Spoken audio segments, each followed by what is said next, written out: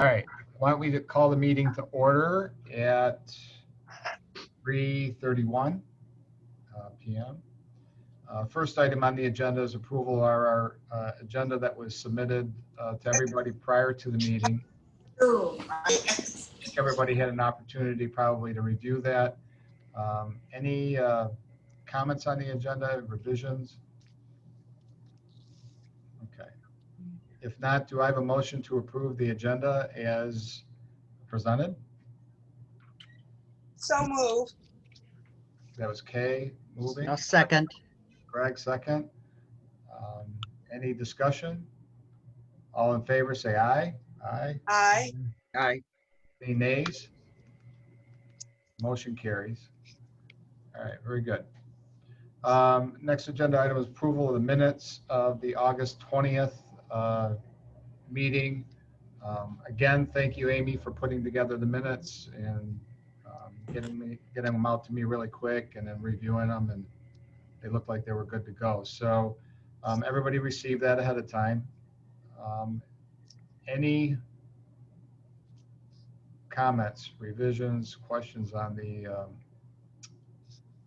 minutes from the last meeting? None. Do I have a motion to approve the minutes as presented? I'll motion to approve. And Melissa, first, second, Greg. Any further discussion on the minutes? Okay, no discussion. All in favor, say aye. Aye. Aye. Any nays? Motion carries. Okay. Public participation is an opportunity for folks that are on the Zoom meeting to make a public comment for anything that's not on the agenda. So feel free to do that. If you would, just state who you are, you know, how long you've been in the woods and what your thoughts are, what you're presenting on. Anybody? Sue, go ahead. Hi, I'm Sue Tanner. I have been in Huntington Woods about a year and a half. I moved here from Seattle. So I'm not only new to the woods, I'm new to Michigan. And I had understood a couple months ago that there was a vacancy on this committee. And I have been somewhat involved with the senior community since I moved here. I joined the Sunday Coffee Group, and once the pandemic hit, I decided there was really a void when we stopped meeting, and I'm the person that decided that we should have Zoom Sundays, and it's been very successful since then. And we've also initiated a Wednesday in-person meeting right behind City Hall. And anyhow, what I wanted to say, I did not say this the last meeting that I attended, is that I think it was a little over 2 months ago, I filled out an application to be on your committee. And I made an assumption that when there's a vacancy, that would be something that one would want to be filled fairly immediately. I know that normally the positions aren't filled until I believe it's January or something, but I thought if a vacancy occurred, it would be filled sooner. And I know the committee doesn't make that decision as to when to fill the position.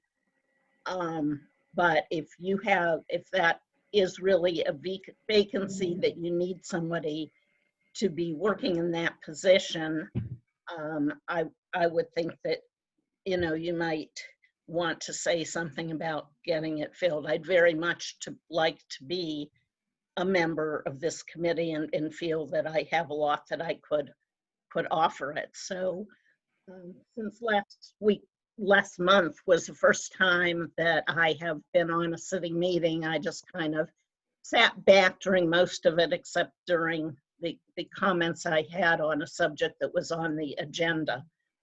But I did want you to know that. And there are actually a couple things that are on the agenda that I'm going to want to speak on, but I see that they say tabled. So I don't know if at the time they're on the agenda is the time to speak on them, or if now is that time since it says tabled. So if someone could let me know that, I'd appreciate it. Oh, I didn't know that you had applied, and it's good to hear that you did. And frankly, I'm not sure why. Did you have an interview yet? I have heard absolutely nothing Okay. since I applied, and I believe it's been a little over 2 months. Okay. Not even a receipt of acknowledgement of my application. And I know it was received because of COVID. I did not go into City Hall, but I went to put it in the Dropbox. And when I did, it was apparently right at opening time, and someone, I don't know who it was going out to bring in whatever mail was in the Dropbox, and they took my envelope from me. So I know it was received. Okay. Okay. Amy, did you know about her application? I acknowledge the applications that are emailed to me, but since this was dropped off, it didn't come directly to my attention. It just went into the folder with citizen interest forms. But Gail had mentioned this to me, and I had expressed to her that the City Commission does do interviews for vacancies on boards and commissions, and they just, the mayor has indicated that he's not comfortable doing the Zoom interviews. And so no vacancies have been filled. And there are others besides the one on the Senior Advisory Committee. So at this point, they're not doing any interviewing. And so no vacancies have been filled. Okay. I don't understand that, but Claire? Are you telling me then that we're not going to have any new members on committees come January? They're going to have to do. Yeah, they're going to have to do something in December. I mean, I was at the commission meeting, Amy, when they asked you to let the public know that there were openings, and that was probably July or August. Not just for this committee. And it seems to me that if they were so interested in getting people to submit their names, we'll lose people if we don't respond. And this committee certainly could use more people. They're doing some very significant things. Claire, my understanding, I knew that there were availabilities for library for here, but I always get the Friday newsletter, and it was indicated in there that and I don't know, I don't remember when, but I do know it was indicated in there that there were vacancies in several committees. So it's a question of, you know, are you getting the Friday newsletter? And I guess, are you reading it? Because no. because it was in there. No, and that's when I noted that there was an availability for here, and Amy, correct me if I'm wrong, but I think also library and possibly one other committee. I don't recall, because it wasn't anything like a committee to study whether or not we should go to the Bahamas. So I'll talk to the mayor and let him know that it came up in the conversation and see if I can get some action on this. okay. Amy did a great job of letting people know. Yeah, and since there's so few months left in the thing, and then the term starts again for January, I would think that an appointment could be made to be filled hopefully immediately, and be for the next year also, not just for an interim time for October, November, December, and then have to apply again for January. Because I know Sue has been waiting patiently, and that was one of the reasons I raised my hand, and she'd be a great asset to the committee, and I think have a lot to offer.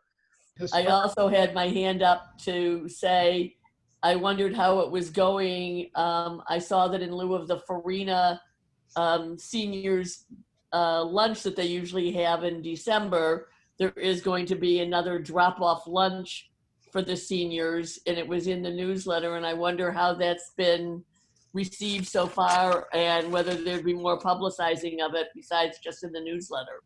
That the men's club is assisting with a drop-off lunch of some kind of Middle Eastern chicken. I think it is. Well, I want to go back to the application. So from a Okay. historical standpoint, when there has been vacancies and somebody has applied midterm or whatever, they have been interviewed and they've started right in the middle of whatever the term was. This is the, unusual circumstance, and I wasn't aware that there wasn't Zoom interviews going on, and I'm not sure why that's not the case because everything else is Zoom. And it's you're certainly capable to do an interview in this format. So I with Amy will check into what's going on and how we can expedite that, because we could certainly use you, Sue, as a new member. Well, it's not only that I've applied for this committee, but with what you said, Amy, about not wanting to do Zoom interviews. I don't see where with COVID things are going to be any different in January than they are today. I know, And I hear you. And And so I'll look I'm not into it. just speaking for myself, I'm just speaking for all the committee openings at any point that I would just think sooner than later would be better for everything. And people do lose interest. I mean, I was disappointed that my application wasn't even acknowledged. But I did ask two other things, and that was or one other thing, which is there are a couple other agenda items that say they're tabled. Are they still going to be up for discussion? Yes. Okay, then Yeah. I'll hold those comments. You can, the action is tabled because of COVID activities, stuff like that. But if you have comment on those things, certainly they're still on the agenda and you can comment. Absolutely. Okay, great, thank you. Yep. Okay. Any other public comment? Okay. Thank you. Amy, did you hear from Shanice at all? I didn't, and I'm gonna make sure she's on the email chain when I send out the agendas, because I think she also missed last month too, and I didn't hear from her. She did, and that's unusual for. Yeah. Yeah. You know what? I wonder if, because we changed the dates, remember, we pushed it back a week. Well, I still would have sent her an agenda with an invite, but let me make sure that she's getting the emails. But the answer to your question is no, I have not heard from her Okay. All about right. today's meeting. All right. So we're down to item number 6, the items of business, senior contact outreach initiative. That has been tabled at the present time, given, number of activities have been suspended, and we didn't want to send out a communication says that these things are available when they're really not available right now. But Sue, you said you had some type of comment on that. Yes, being new, I'm not sure exactly all that is involved with the senior outreach, but especially in light of COVID, I would just think that senior outreach would be more important now than even normally, because especially once the colder weather hits and people are pretty much totally inbound into their homes, that seniors are going to be feeling very, very isolated.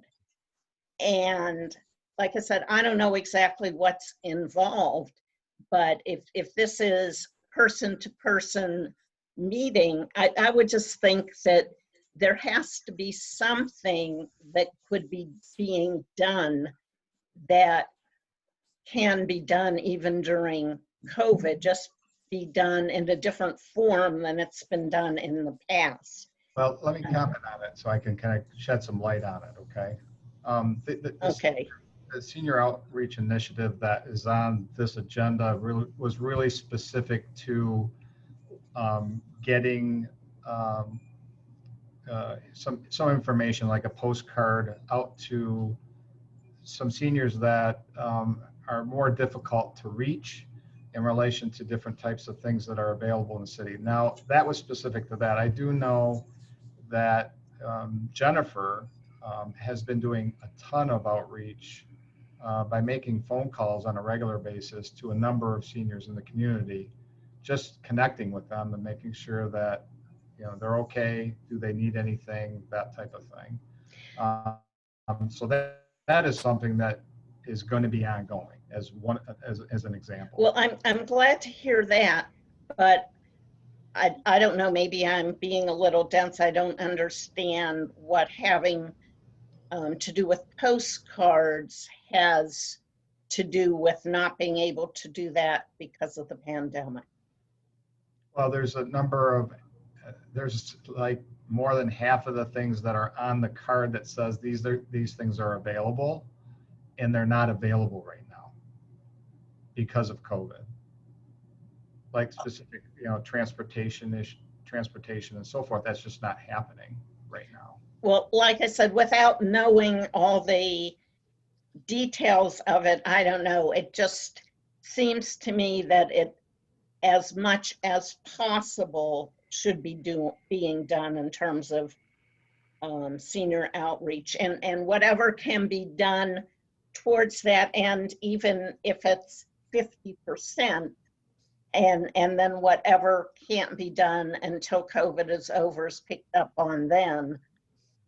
You know, I don't know. I mean, it may not work, but I just hate to see anything not being done that could be, that might just take a different approach perhaps, and being more creative and innovative.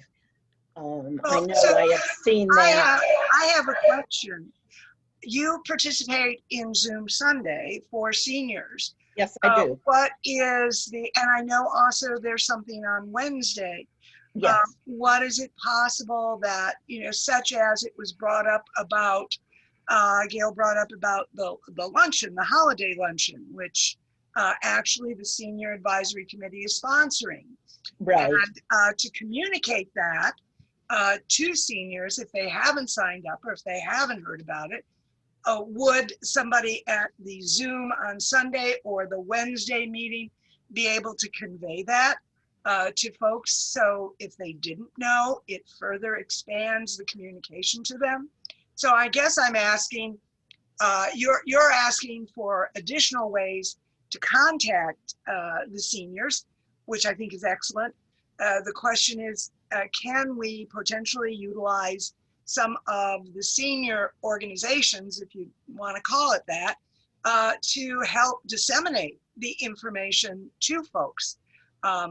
We have a level of restriction, perhaps based on economics, as far as using the mail. Some seniors potentially may not have the internet. I don't know. How we communicate it has been historically, you know, through the newsletter, through mail items, but that's not really doable and feasible at this juncture. So I don't know if the Zoom Sunday folks would be prepared to help and to disseminate information, as I said, like the holiday luncheon. If that's something that you or Ina would be willing to take on to make sure that folks know. Okay, I see Claire wants to say something, so why don't you say something first, Claire? I mean, Kay, we already do that kind of thing, but it too is a limited group. But it was my understanding that this outreach was really to try to reach people who were not on computers, et cetera. That it was aimed at those that are not, at this point, don't intersect with the city, tend to be older. That was the whole concept behind this. I mean, when I talked to Lenny, it was, oh, we want to get to those people that are over 75 and that. So that group is not, I mean, it's true that some of the things that are listed on that postcard, I don't know, is the postcard printed? Oh, it is. I mean, it's clear, but to be perfectly honest, I've done mailings where I took a sticker and said, you know, some of these things aren't available when I went and put labels on things. Well, that Claire, they I have want. a question. How Yeah. does the city identify those folks who may not be, who are over 70 and who do not have computers or who are not necessarily, you know, tuned in to be able to get information, like that they're not getting the newsletter online, they're not doing things. How, I'm asking very sincerely, Well, how let me, can the city identify those folks and then ask Jennifer or whomever to be able to try and outreach to contact them? Because obviously it's going to have to be a knock or potentially a phone call, because again, with COVID, it limits us and our ability to go out and knock on someone's door and say, hey, how are you? Let me tell you about all the great things we're doing.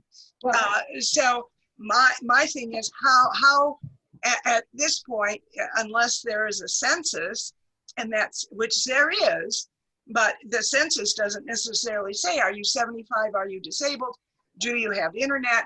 What are your particular needs as a person? Kate, Lenny'd already done a lot of that work. They have a list. They've generated a list of people over, Amy, you probably know, over 70, over 75, I don't remember now. And the idea was to send a postcard out to these people initially with information as an initial outreach. That work's already done. It's just whether it got stopped before it got sent out on the idea that we're in a pandemic. But that was when we thought the pandemic was short-lived. It's not short-lived. Your mouth to God's ears So I as far think as short. But the question is, we're sending them a postcard, but are we getting, Lenny's not with us, so I can't really ask him right now. Were we getting any kind of information in return? The issue there is that it has to be, to me, a two-way.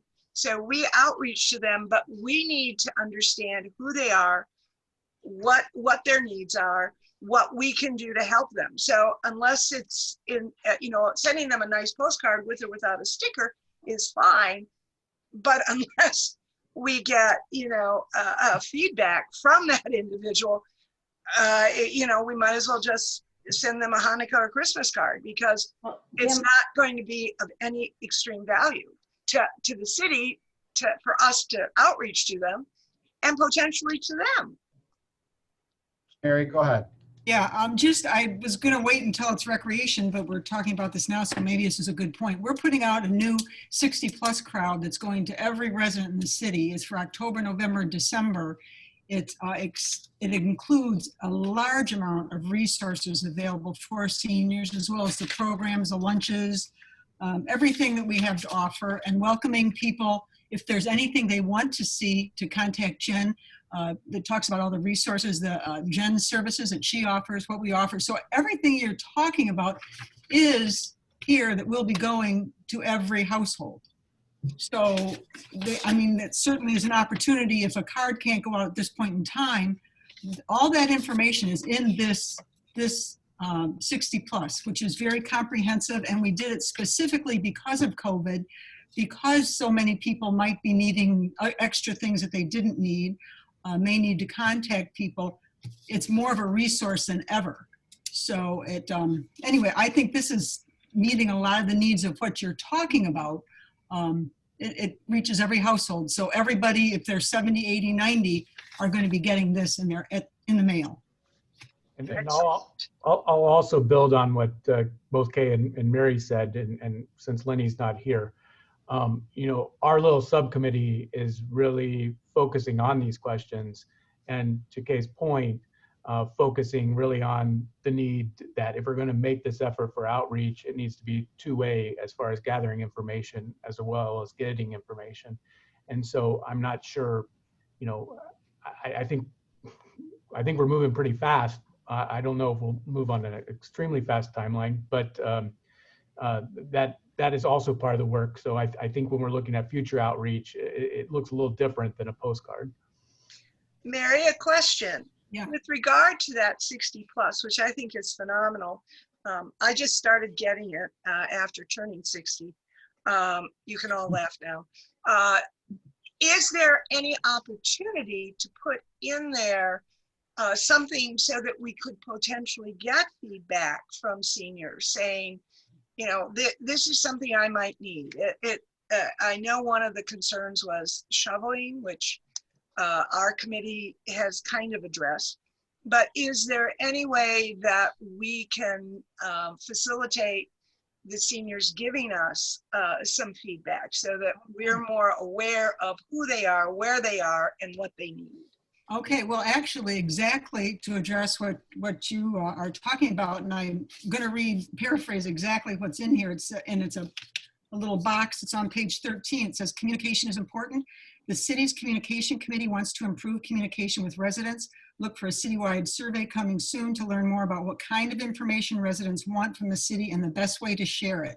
And looking for more information, contact Amy. So there's a piece right in there. So if somebody is interested. Well, the question then, if the communications committee, I mean, are we stepping over each other? Are we duplicating efforts? From the communication committee, they're out for all residents, where we're trying to specifically focus on older residents. Are we duplicating efforts, the senior advisory with the communication committee? I don't think so. I mean, they certainly will just bring back any information provided to any of us. If it's a group of seniors, we have this information, here's what you need. I don't think there's any stepping on anybody's anything. Well, no, I just meant duplication of effort. You know, I'm too old to duplicate anybody's effort. So it's just a question of, are we attempting to reinvent a wheel that the communications committee is already working on? I think that in our subcommittee reports, I mean, I think part of our initiative was to, if there is something along the lines of communication, getting the word out on a particular item or issue, that now that there is a communication committee, they should probably be brought into the loop with us. And just because that very well could be happening, because there are some things that may be happening in those meetings and discussions about specific population that parallel what we're looking at. And I think that there's an opportunity to duplicate efforts, but I think it's incumbent upon us to reach out to each other's committee or speak with Amy about the focus of what we're looking at in a particular initiative. And is that something that's being worked on already? I think that relation to this was really, there's a lot of different, categories of folks that are more active than others in terms of being older adult. And there's some folks that, I don't know if they're not reading what they get or they don't have a computer, but there's just some people in our community that are not really, I think they're on some radar, but they're not connected enough. And I think that this particular mailing that we were going to send out to these specific people over a certain age was to really further gather more information, gather them in, letting them know there's information. And this was one step, information that they may not be aware of, and also getting more information about them. And that's kind of like what Chris was talking about in relation to his committee and their initiative to get to know them, those folks specifically better. Gail? Thank you. One of the things that's coming up October 14th is the flu shot. And at that point, people are going to be going into the rec center. It was extremely helpful with Drop-In Sunday that we had the ice cream board signs, or whatever you want to call them, that were outside the rec center giving information. And the city signs that are throughout the community on the parks, both at the rec center, when you come in at Val Jones, at Lincoln, Scotia Park, that things could be put on those signs to remind people of upcoming events. I know that they're going to be up for the cider, and things of that sort. But then before, or right around when people are literally lining up waiting to go in to get their shots, they could see something on one of those signs about the senior December, luncheon or something like that, and have it on that board there to remind them to sign up, or to put it on one of the city boards, just because some of the other seniors drive around. I have to say our drop-in Wednesday lunch over at, the Shuffleboard, Gordon Hassick Park has been, well received, and we get people coming over there that don't come to Zoom, and are showing up there because they want to, have face-to-face and talk and just get out and, be able to socialize. So, we've had small groups and we've had larger groups, and, we're keeping the restrictions of bring a chair, bring a mask, spread yourself out, and follow the rules. And we're really good on doing that. So I'm real pleased at that part of our communication, and that we do talk about these things, on Sundays and on Wednesdays and so on. Thank you, Gail. Okay. All right. Anything else? Mary, when does the 60 plus come out? October? Yeah, it's going to be going in the mail, I believe, Monday. Great. All right. Very good. Thank you. Let's see here. Amy, do you have an update on the rec center railing? No, I tried to get one. I called the contractor and he was going to check with the floor and get an ETA on installation, but he didn't return, he didn't get back with me. So I don't have anything right now. Okay. Thank you. All right. Next up is U of M subcommittee reports. These are our committee basically broke into two subcommittees. One of them was on amenities in the city, and the other one was on mobility. Our committee met last week, and I know that Chris and Melissa and Lenny met as well. I saw Lenny's report, his long report. So why don't we give an update, at least, in terms of progress since our last meeting. Obviously, there's certain timelines, at least in the mobility subcommittee. There's timelines. Obviously, not everything's going to be done in a matter of a month or 3 months. Some are going to take a little bit longer. But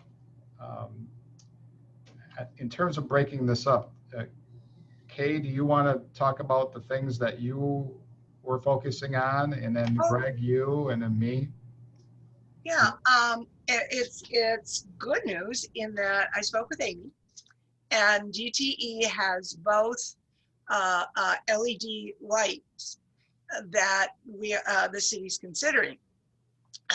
Just to refresh, one is the one that they normally use, and one is one that the environmental committee of the city prefers. And so DTE has the lights. What it has to be done is a determination as to where DTE puts those lights so that they can be evaluated by City Commission, Public Works, the appropriate people to determine which actually is a better light for the city to begin the process of changing over to that specific LED light. So it's moving forward, and folks may think it's at a snail pace, but no, it's moving forward very well. With regard to the accessibility with regard to sidewalks, I have to admit, my bad. I was reviewing the sidewalk situation, specifically Nadine and Talbot, while walking my dog.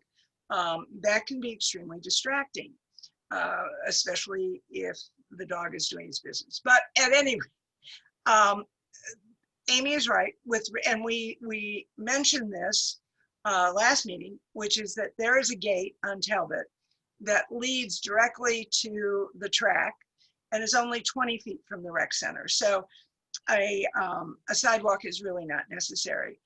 My assumption, I'll blame it on my dog, was that there were sidewalks on both sides of Nadine from Scotia to Henley. I was wrong. With the work that was done, there is a sidewalk on the north side from Scotia to Henley. But from on the south side, you've got sidewalk to a spot where the larger homes are located. And at that juncture, there is no sidewalk. But again, there is an opportunity to go from Henley to Scotia on the north side. And then again, we discussed at the last meeting that trying to do sidewalk on both sides of Henley is just not doable based on available property. And I would assume the same with regard to Nadine on the south side, because I live on Lincoln, and the north side of Lincoln is, you go down past Scotia, and it's where we call it where the sidewalk ends and the deer begin, because you've got the extremely large houses with acreage, and there's no sidewalks there. So I think that the city has addressed the sidewalk issue to the best of, pardon me for saying, this is the best of our ability. So I don't really perceive it as an insurmountable issue. I just think it's a question where folks who tend to want to use those sidewalks also understand that Nadine, walk on the north side, and if you're trying to get to the rec center via Talbot, please go through the gate onto the track, and you'll be able to accomplish that. So, and then what was my other task? Apparently, I didn't accomplish it. And I will beg forgiveness, and I'll blame the dog again. So. You have a year for that anyway. Oh, good. Thank you. Okay. Greg? Well, I was also asked, once we find out about the transportation and how to disseminate the information to the city, who would be responsible for putting the information or getting the information out. So I also talked to Amy today, and she said that Jennifer would put it into the 60 plus crowd and the newspaper. And then there was a question about it being on the website, and Amy said that the site is being revised now, and that she would be responsible, and she didn't have any problem with making sure that the information was given out, and she'd take responsibility for that. One of the things So that we wanted to make sure that the information got out to everybody is the best way it could get out. But we specifically wanted to know who would be responsible. So we'd go to Jennifer for things that we wanted in the newsletter, and then Amy for the website. those are both things that came up out of the subcommittee meeting that people were asking for, that, you know, better communication and all the transportation options, like in the Hometown Herald, the 60 plus crowd, but also having a specific place on either a separate website or a web page. And actually, we as a committee looked on the city's website, and it was really, if there is a page specific for transportation for seniors and folks with disabilities, I couldn't find it. If I understand correctly, there isn't, but Amy said that it was being revised and that she would add a page. Correct, Amy? Right. So that's one of the goals, is get it on the website, get it in the newsletter, get in the 60 plus crowd, all that stuff. And then as we add more transportation options or changes, those things get updated by the folks that are responsible for those things. So thank you, Greg, for following up. Yes, Gail?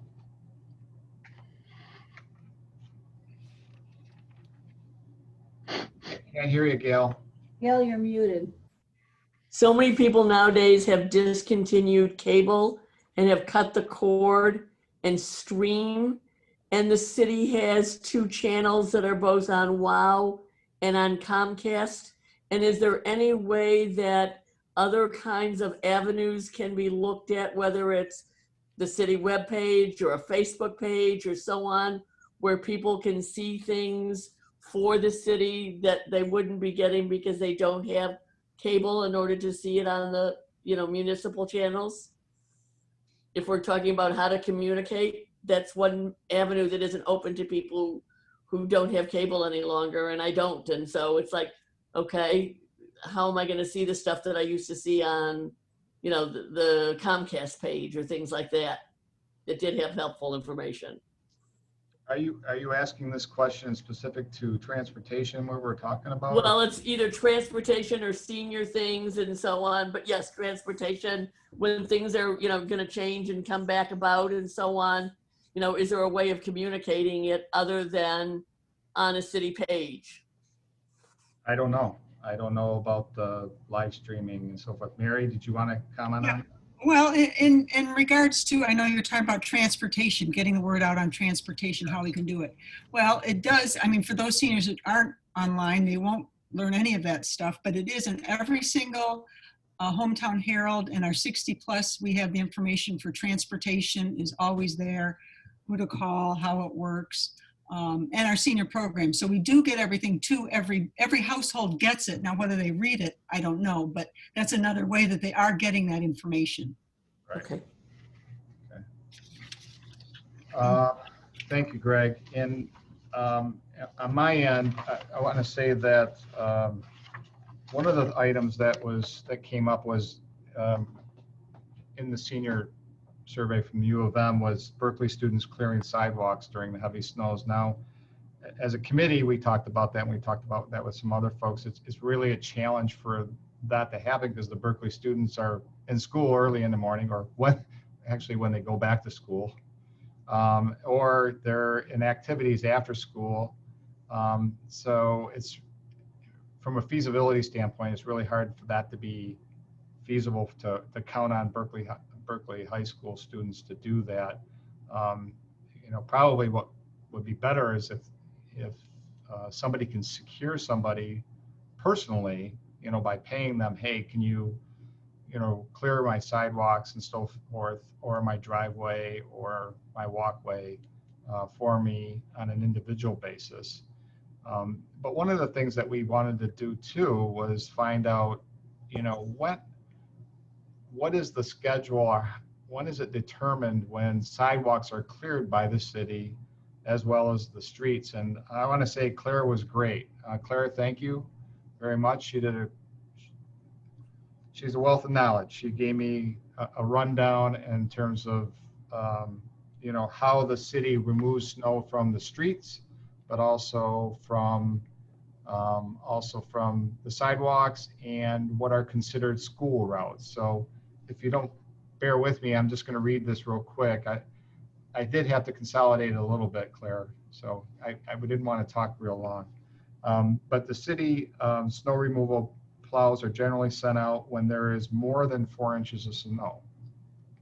The sidewalk brooms will go out during the day if there is an inch or more and follow the school route.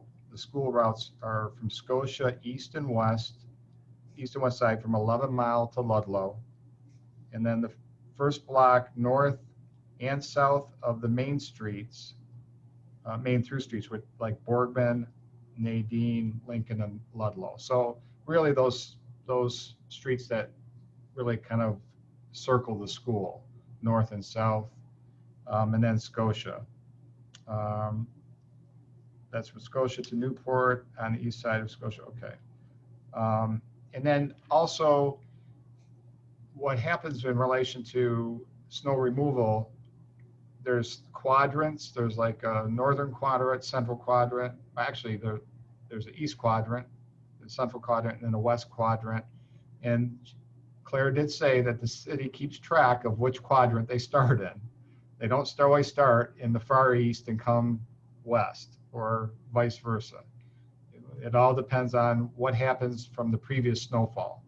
You know, if we started with the quadrant closest to Woodward, that, you know, in the last snowfall, we'll start right in the middle of Huntington Woods the next time. So it was good to know that information. And I guess from a snowfall standpoint, Claire had shared that all the staff are on hand, including the supervisors, in clearing snow on our streets and on the sidewalks as well. Did I get it all, Claire? I didn't tell all the overtime stuff because I didn't think that fit, but that good? Good job. All right, thanks. So, all right, and then there's also, I have a meeting, I'm planning a meeting with Mary and Jennifer next week sometime. We're going to be talking about a couple of things. One, we're just having some discussions about transportation service hours, also having some discussion about shuttle service, specific to particular areas like Myers, things of that nature.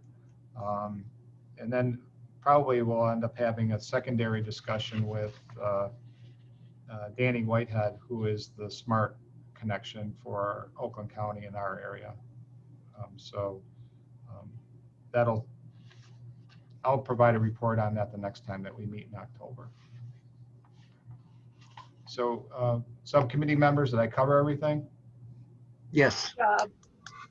Good job. Thanks. All right. And Chris, Melissa, do you guys want to share, give an overview of your? We're at a loss without Lenny. I don't know how we can move forward. I don't know how you folks can read this. Well, Was Lenny a doctor in a former life? I mean. And one thing is that the meeting probably won't last as long now. Yeah, but no peanut M&Ms, which Melissa, Mary, and I have been getting fat on. So we get extra credit because we've met twice since the last meeting. And I'll let, and Mary has been so kind to join us both times. Oh, that's great. And Is that why you're retiring, Mary? Yeah. I thought so, dear. I thought so. Okay. And I think we're in the information gathering stage, I would say still, but transitioning into action. And I think what Lenny sent out was Mary was kind enough to give us an overview on all that her program does. And Lenny kind of took that existing stuff and added a lot of the visionary stuff that both came from the U of M survey and also from our subcommittee as kind of a wish list. So I think what you're seeing here is a job description of about 3.5 people, but I think provides a nice overview of an idealized what a senior coordinator in a perfect or idealized setting could provide and do. And I think we're now going to work off of that as far as an action plan. Pass to Mary and Melissa here, but I'm still primarily working, and I got a tendency of letting perfect be the enemy of good, and I've got it here. I just need to share it with trying to come up with some idea as far as a senior assessment, so that twofold, to gather information, but also to push out information that is relevant to specific people and their needs. Because what we have found in talking to Mary and looking at the U of M study, and me being relatively new to this committee still, that there's a heck of a lot we do that just probably isn't out there. And so figuring out how to get it out there and communicate that with people is kind of my project as far as looking at what an assessment is. And what I got is going to be very elementary, but my idea is to get a vision out to this committee of what something could look like, and then figuring out how we could take it to the next level of something that might be professional, that whether it's a grant or whether it's somebody in the community that can help us do it and move it forward. And so I promise by next committee or even between committee meetings to get what I see as kind of a very elementary version of what I kind of envision out for comment. Melissa, you want to build on that? Yeah, I think that like Chris said, in how what everyone's talking about, trying to figure out the best way also to contact those or be a support for those, and fill in the need for those who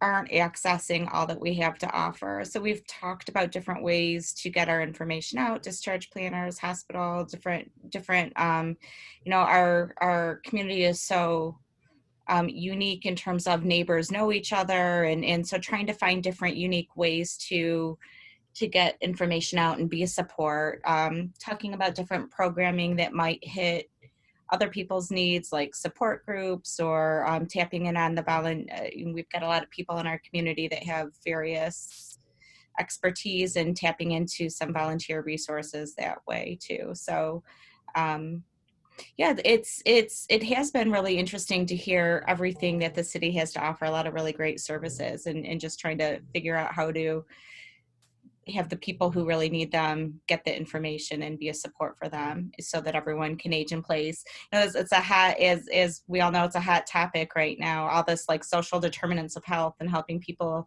stay independent and age in place. And I walked in on my daughter in one of her classes, and that's exactly what she's learning about in one of her college classes. So it's really like timely that we're tackling all of this.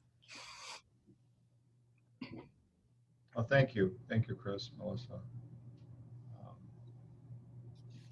Look forward to seeing the vision, you know, what you guys see. It was actually quite interesting going through and reading through all the notes that Lenny put together. And you're right, that is about 3.5 people, Chris. There's a lot of activity there for one thing. Mary's too kind. She just kind of smiles and like, you know. That's because she's Oh, retired. well, what's kind of fun listening to this, saying it's 3.5 people, most of that Jen does already, and with the help of the department. So we're very efficient. We do a lot of that already. It's just kind of getting it all together, and like you all said, communicating and adding some of those other things. But yeah, it's I think we're a pretty darn good department.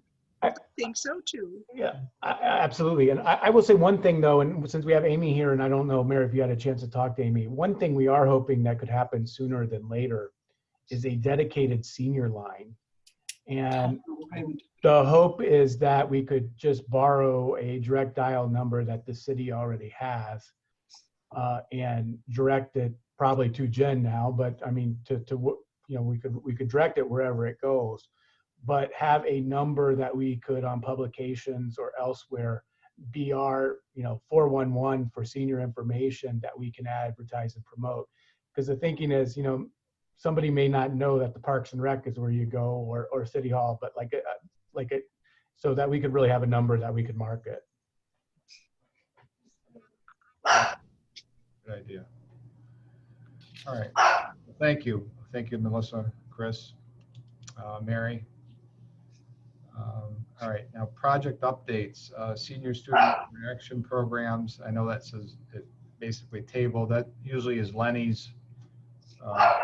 He oversees that in connection with the role and so forth. But I think it was Sue that you had a comment about that, Sue?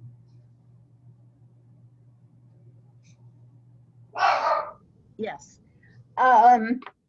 As far as the student interactions are considered, the one thing that I am concerned about, and it's really a shame that Lenny isn't here, is my understanding is one of the things that is being, or had been being done with that, was like last year at this time of year when the students at NORUP were doing the leaves. Is that correct? That was a piece of it. And I understand that we're in a COVID situation right now, but I'm having a little difficulty understanding why that was tabled, because to me, that's an essential service. in terms of a service provided for seniors by the students. And I would also think that the students still need to get project credit by some kind of project. And by doing leaves, I don't see how being outside and raking leaves really is something that shouldn't be done during COVID. There's really not interaction. My understanding from last year was that the students didn't even come and have contact with the seniors in the homes. I had signed up for the last session personally last year because my leaves didn't fall during the first two, and then it rained and no one came. But the point is that it is an issue, and I'm just not quite sure why something like that was tabled, because I would imagine, and maybe I'm wrong, but I would imagine that the school still has their program ongoing. Question is, who would coordinate it? Would it be coordinated by, by the city? Would it be coordinated by the school? So I think to a certain extent, Sue, it's a question of coordination. It's also probably a question of the fact that, the students are learning remotely, which is a whole different experience for them, rather than learning in school, having set hours. I think that their schedule has to be, a lot more flexible and potentially a lot more demanding than what it was in times past. I don't have any kids, so I defer to, well, excuse me, here's one. So I defer to folks that have kids as to how they are dealing with this whole virtual learning and how it is impacting the kids, because I think that those are the two issues: is coordination and the kids' ability to actually do it.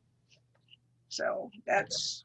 I'd have to get more clarification from Lenny, but I think in communication with the folks, the powers that he was in contact with last year, there was a lot of parents also involved in. You can't just let the kids go run and do, rake the leaves from place to place. There was a lot of parent involvement too, making sure that everybody was doing what they were supposed to be doing, where they were supposed to be doing it. But I think we'll have to talk with him for further clarification.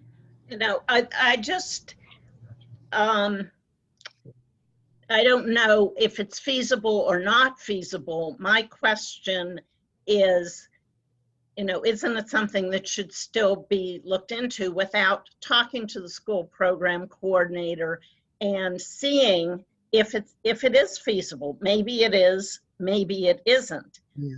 But my question is more, why is it just tabled because of COVID?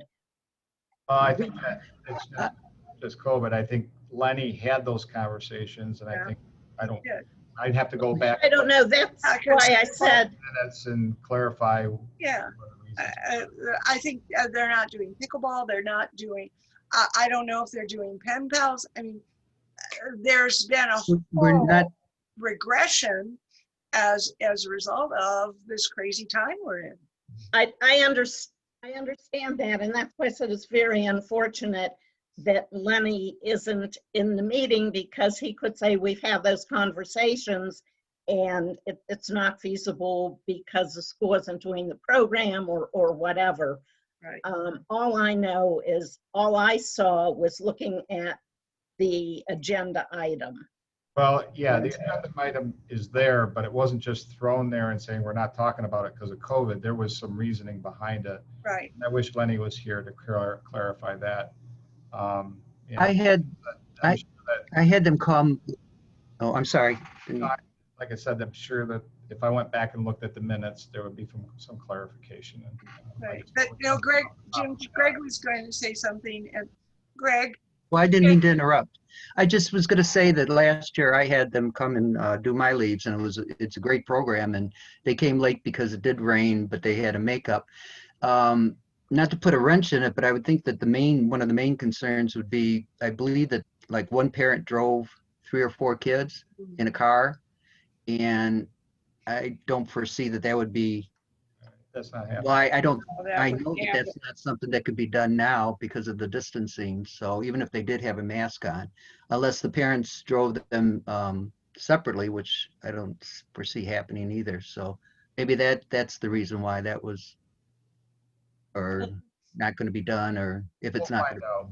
We'll find out. Yeah, there may be some very valid reasons. Yeah. The other thing is it's something, because there is a real need for it. And I know personally I was disappointed because of the rain and my leaves didn't get done. And then I had to find another way. But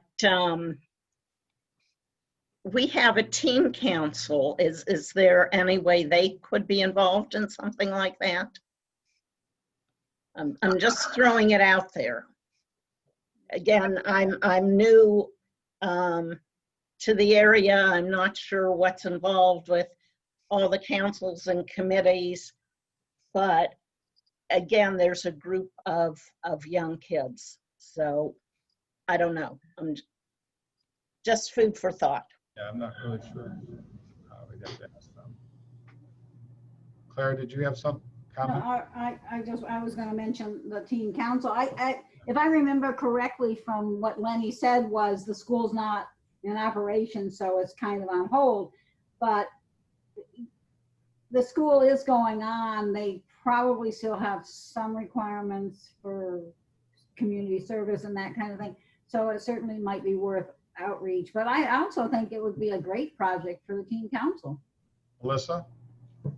I know with my son, he's on the honor society for the high school, and all the volunteer work has to be done through like online through the school.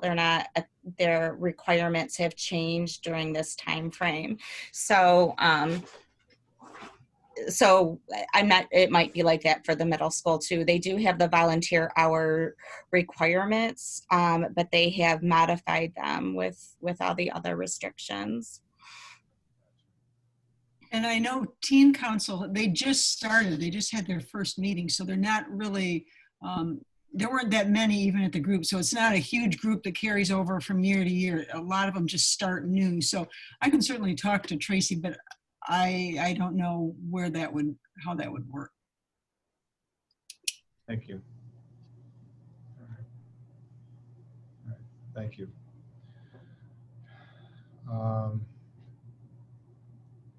Mary?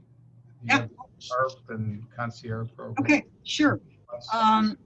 As far as HARP, we are not running the HARP program right now. Jen has been getting some requests, and we've been referring Derek Volkers, and he's helped out a lot. He lives locally, and he's a great guy, and he addresses their needs immediately, and he's very reasonable. So he's been able to help anybody that Jen has spoken with. And I too, and Jen also have started receiving calls from people about snow removal. And we've been looking around, looking through Nextdoor, haven't come up with anything yet that is economical enough for a senior to use, but we keep looking. So if we find something, we will certainly let those people know that have contacted us, the people's names. Thank you. Okay. All right, very good. How about rec department? Okay, I have my little notes here. I talked to Jen. She's on vacation, so that's why I'm doing this in her stead. Okay. She's on vacation at home. She's been making more reassurance calls lately. which is great. Again, with COVID and being inside, more and more people are really appreciating the calls that she's been giving them. We also, Marjorie Cohen has contacted us, and she has volunteered to reach out and give calls to seniors as well as send cards to seniors, just kind of feel good, check-in friendly type of call. So that's been terrific too. Pen Pal program is going to be running this year. I'm not sure how it is, how it's going to work, but it's going to work somehow. So we have word that'll work. Flu shot clinics, the October 14th is all sold out. We have 90 people. Interestingly enough, it's like 45 and 45. There's 45 seniors coming and 45 younger than 64. And we've added another flu shot clinic on the 28th. And we'll be running it the same way. We won't start registering until the 5th of October, so people have an opportunity to get the 60+ crowd in their homes. So we're hoping that if there's other seniors that haven't already signed up, they will kind of be able to get it first crack. Mary, as not related to this, my husband and I signed up for the 14th and we were given slots. Well, Jim is an Oakland County retiree and they're doing it for free through the health department, and we've signed up with them. Who do I contact to make our slots available? Well, I can write it down. I'll tell Jan at the rec center. Okay. Okay. Kate Brady and Jim Doyen. And our slots, one was, I think, at 10:40 and one was at 1:40 on the 14th. You can make those available. Please. Okay. Yeah, Good. I'll do that. We just got the word. It's free. Sure. The 60+ crowd, like I said, is going to be mailed out Monday, and there's a lot of really good information, resource information, more than we've typically had in the past. We have an index inside it, so it's easier to locate what you want to find in the newsletter. So you don't have to keep going through every page. You can go to one page and find out where to find the information. We do have a free online class coming up, learning how to take a live Zoom class. And that information is in the 60+ newsletter. And it's in the 60+ newsletter. And with the men's club and some of our staff, when the last Hometown Herald came out, because it was just online, we walked around taking flyers to every household saying, if you want a hard copy, let us know, we'll get one to you. We have received 36 requests for the newsletter. So amongst us all, Jan likes to get exercise, so she walks them to the houses. I drove them, but we dropped them all off. So yeah, and not all of them were seniors either. And those that we spoke to when we dropped them off, they just said they hang on to those until the next one comes out because it has so much information in it. So, and all ages said that. So that was terrific. Again, like you mentioned, the holiday party is coming up December 7th. That's advertised in the 60+. And we will be putting on the signboards the meal, and there will be Zoom entertainment that will go along with that. So, Susan? Question regarding when you made Jen's report. How does she get those names about check-in calls? Some are neighbors that call and say, hey, my neighbor, I know this person would like a call. She gets that. And she has some regulars, and she has regulars that check in every day, and she checks in with them every day. So a lot of them are either neighbors let us know, or they're people that she's learned about through transportation, other programs that we've run. If you know of somebody, please let us know. All right, well, my question really is in regards to the communication that you were talking about before. When she speaks with them, does she share with some of these people some of the things that are going on that you want to communicate? Oh, yeah, absolutely. Yeah. So that is another source for communicating. Mm-hmm. Okay. Thank you, Susan. Okay. Thank you, Mary. Appreciate that. Oh, Mary, how many people have signed up for the holiday? Right now, it's still early. We have, I think there were, when I looked last, 17. Okay. And we'll take, was it 50? I think it 50? was 50. All right. Yeah, so like I said, it's early and we will be getting the word out still and more will come on. Mary, when we get a chance, can we talk Sure, about that? Okay, sure. thank you. Perfect, thank you. Oh, no library, or Amy, did she provide a library report for you, Joanne? No, she just said that she had another commitment, so she wouldn't be able to join us. Okay, and then you said you did have a report from Shanice. Yes, she emailed. And it says, unfortunately, I'm unable to attend. Here are my updates and a flyer to share. Oakland County is urging residents to get the flu shot. They can get this shot from their primary provider. They can also contact the health department. In Oakland County is urging residents to protect themselves from mosquitoes. The deadly virus Eastern equine encephalitis has been confirmed in 2 horses in Holly and Ortonville. And residents may qualify for a free refrigerator. Need help with the new fridge?